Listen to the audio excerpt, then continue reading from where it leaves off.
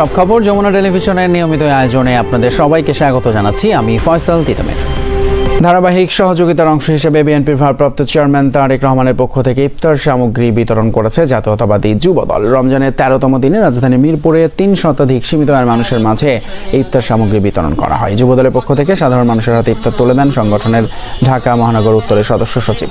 নেতারা বলেন, আয় বৈষম্যের কারণে সীমিত আয়ের মানুষ ভালোভাবে ইফতার করতে সক্ষম নন। সেই বিবেচনায় তারেক রহমান দেশের সব এলাকায় ভাসমান এবং সীমিত আয়ের মানুষের পাশে দাঁড়াতে নির্দেশ দিয়েছেন। যুবদল উত্তর সেই নির্দেশনা মেনে মাসব্যাপী রাজধানীর বিভিন্ন এলাকায় ইফতার বিতরণ করবে।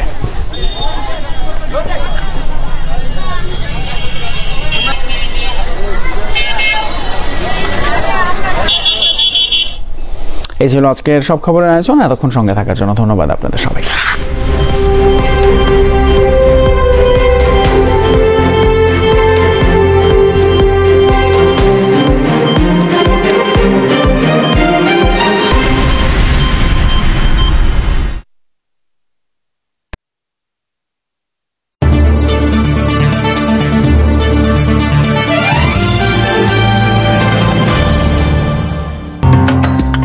আমল শিখিয়ে দেন যে আমলগুলো আমাদের জন্য সহজ। রমাদান মাসে কোরআন তেলাওয়াতটা হবে এই ধরনের যে কখনোই আপনি তাকে ছাড়বেন না। এমন কি কোনো কাজ আছে বা আমল আছে কিনা বা গুনাহ আছে কিনা যা করলে নেক আমল ধ্বংস হয়ে যেতে পারে? আল্লাহ